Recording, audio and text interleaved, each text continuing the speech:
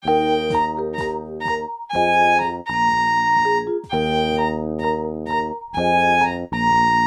bábok között elaludt a hangya, szél a bábokat most el ne fut, különben jó az is kis fáradt fejét, csillámokra hajtja, s alszik véle csöpp árnyéka is.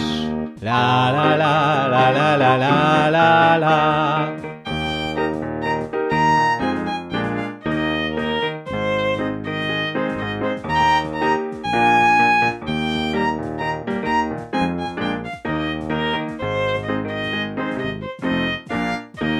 Egy szalmaszállal fölkelteni szépen, de jobb, ha már indulunk haza. Erősen beborult a bábok között, elaludt egy hangya, és hopp, egy csöpp már a kezemre hult, kezemre hult.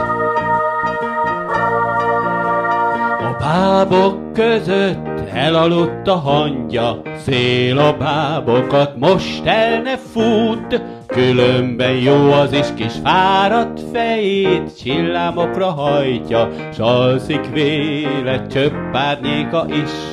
La la la la la la la.